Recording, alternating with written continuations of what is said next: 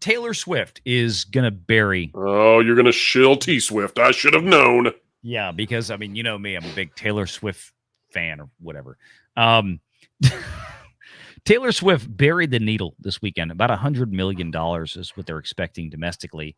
And we now have an update from Deadline magazine that suggests the global haul is going to be about 30 million north of that. So 130 million total for the weekend. The international game got in late, obviously, because they were waiting to see how would this play out domestically. And then AMC, through its international chain of theaters, decided to expand this. The Swift Group said absolutely. But what I want to remind folks is that this is going to play every weekend, Thursday night, Friday, Saturday, and Sunday for the next 4 weeks, starting this weekend. It's not going to play. I can see people going back to it too. Like, you're going to have repeat customers. Exactly. Yeah. Exactly, John. Lots of repeat customers.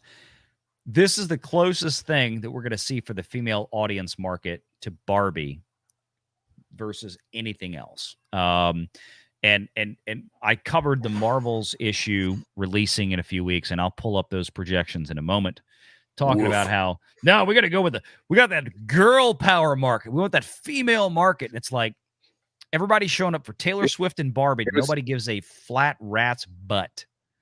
Don't you talk about Brie that way. Don't you talk about Brie's derriere that way. We talked about this. Yeah. So the EP said it was like, she said crafted for the female audience, specifically crafted, right? You talking about the Marvels? Yeah, the Marvels EP said earlier this year that they specifically crafted the movie to appeal to a female audience. And that's going to go well. Yeah, let's watch that fail miserably, because Disney and Brie Larson does not understand a female audience, I don't think, at all. I think she understands angry, feminist, intersectionality. hags. You got it. Yeah, but the problem is there's only so many angry, feminist, intersectional hags out there that want to go see this kind of movie. If that's the audience that you're going to appeal to, and you're going to spend $300 million of Disney stockholder money to do it, guess what you're going to get? A bag of suck. Let's just say this. Okay? Here's the deal. This is not hard. When it comes to Taylor Swift and Barbie, they are appealing to traditional femininity. When it comes to what Marvel is trying to do with the MCU, they keep trying to do these hand-me-down mantle characters where it is the patriarchy light, where it is women attempting to be like men, but not quite men. Whereas with Taylor Swift and with Barbie, it's the girl power. It's all about girls. It's always been about girls, and the girls go watch it. This strategy that Disney has had of taking male hero archetypes and swapping them to girls, it doesn't work. It doesn't work in the same way that you could make Barbie be a butch kind of fella, and men are not going to go watch Barbie movie. That's just it. You cannot. Star Wars, great example, right? Marvel, great example. I think Marvel's the better example. What did Disney do with that? They took Marvel that had already had an architecture slated for the building of an IP in cinemas. Disney bought it after that architecture had been, at the most foundational level been put in place. And they ran with it all the way through Infinity War and Endgame, right? Then what happened? And we're going to get here, folks.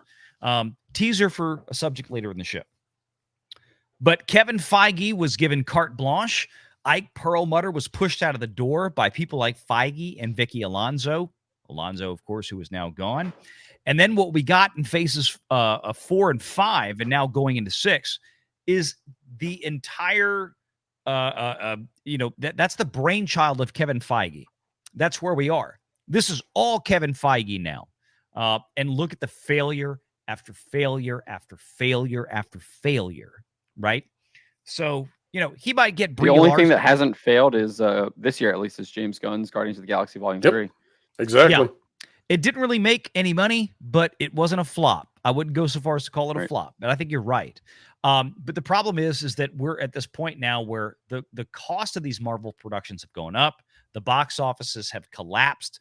They cannot continue down this road. This is an issue that I will address later in this week as a plea to Wall Street investors, Wall Street investment firms. Listen up, because the Walt Disney Company is creatively bankrupt. We're talking about Marvel, and Across the Ahsoka's board. even worse. Ahsoka Across is the board. terrible. Yeah. We're going to talk about Ahsoka as well, because we covered that this week. Like I said, folks, we got a lot to discuss. But Final point on that topic, though, let me say this. Talking about that femininity idea, okay? Think about it this way, folks. Marvel could put out a movie about Rogue from the X-Men. And if she is truly feminine and she just wants to be touched, but she can't touch anyone. She wants to find love, but she can't find love because she can't be touched. She can't be in a physical romance. And yet she's called upon to do something great with the X-Men. Everybody will go watch that. But the minute you try to make these women into skinny men, it doesn't work. It's stupid. Stop it. Or even worse, if you make the male characters a bunch of skinny women. Well, and that's the other way you got to do it, right? You got to demean the men so that the not men who want to be men can be better than the men who are demeaned. That's it. I mean, and that's what we're dealing with. That's why Disney is collapsing as a company from the intellectual property side. Mommy, why is Luke sucking out the alien teat? Oh, it's because Rey is the bestest ever. Oh. Yeah, nobody cares. But you look at this with T-Swift, and, she has, I don't know, I couldn't name a single song of hers, to be honest with me. To be honest with you, excuse me. And my daughter, laments that. She's like, Dad, how do you not know this? Dad, how do you not know that? I'm like, because I don't listen to this. This is not my gig. So I have to ask her, is this a Taylor Swift song? What is this? Like, oh, this is when she did. Like, she tells me everything. That's the target audience. It's also the same target audience that Disney desperately wants. That 13 to 21-year-old female audience. I would say it's higher than that. I would say it's probably up in the upper 30s now. Well, that were listening to her when she was in college. You may be right. Yeah, age group peers. You may be. I know right. that because my my sister-in-law is a Taylor Swift fan, and she's how old is T Swift now? What's her age? 33. She's probably like 33. Yeah. She's like mid-30s. She's been around forever. She must have started when she was like 13. Well, let's see. She was born in 89, so 34. 34. Yeah. Right? Because that's like the only reason I know that, because I had to ask my kids, okay, what's with the ticket price things? You've got $13.13 for kids tickets and $19.89 for adult tickets. Oh, that's because that's her favorite number. That's the year she was born, 89, and 13 is her other favorite number, and blah blah blah. So this is what look, it works for her. And this whole issue where if this thing ends a month from now, and the only reason that it's ending 4 weeks from now is because Disney had already booked PLF screens, obviously well in advance for Haunted Mansion, which is now going to be consumed instead because they flipped them with the Marvels. This is going to be so much fun to watch that movie crash, because it is going to crash badly. Now, wait a minute, Valiant. I've just realized something. Let's you and I have a behind-the-scenes discussion right now about tactics for our YouTube channels. You ready? Nobody's going to hear what we have to say about this. Oh, sure. I'm just realizing, Valiant, that this next earnings report for Disney might come in close proximity with the Marvels. Which one comes first? Which one comes second? Well, I think the Marvels comes out a couple of days after the earnings call. Thank goodness for Disney. Oh, yeah. Thank goodness. You've got November 8th is the earnings call, and I think the Marvels comes out that weekend on the 10th or the 11th. I think Taylor Swift's last weekend in theaters is that November 3rd, 4th, 5th, 6th, in that range. You and I better just take a vacation the second week of November. We will have nothing to cover. Nothing at all. No. And look, that's the problem, right? Is that the female audiences that Disney is looking for are out there, and they're still very hungry to go to the theaters, watch things on TV, consume merchandise and products. The problem is that Disney is not making anything that they want, right? And that was Disney's core audience for decades, right? They had girls locked up. They've been trying. That sounds terrifying. Yeah. They've been trying. Maybe on Epstein. Never mind. Never mind. Moving on. Move on. They've been trying to. You said the name which shall not be said. How dare you, Valiant? We did so well with this channel for so long. It slipped down. It's fine. Here, look, Disney's been trying to get the guys in, right? And then they sacrifice all of the male. I don't know about that. They claim to have. Well, that's what I'm saying. Then they sacrificed all the male franchises to prop up this new female audience that doesn't exist. Somebody out there on some Madison Avenue marketing firm convinced the Walt Disney Company that you have to go after strong female audiences that want really crappy, stupid characters with terrible stories that have muscles like guys. Hell, you should even CGI a woman's head on a man's body in a character in a Marvel movie. That'll work great, Black Widow. But if you have an actual tough woman with her own opinions, get rid of her and destroy her at every chance. Don't let one of those get through. Yeah, Gina Carano didn't count in that case, right? So, no, but this is the problem, is that Barbie showed the way that, no, the vast majority of women out there, the vast majority of women, they want a girly movie. They want Barbie. They want Taylor Swift. Disney is still trying to go out there and say, we're going to give people Brie Larson. I got news for you. Most women hate Brie Larson, just like most women hated Amber Heard. Look at the Bridgerton data from Netflix. That's like one of their biggest shows ever. I bet you that's primarily females. And if you have males watching, it's probably because they're watching with their wives. Exactly. That's just it. Right. What was the other one? The British show that was on PBS that basically Netflix copied with Bridgerton? Downton Abbey. Downton Abbey. Yeah. Huge. Yeah. Guys, let's not forget how this all started.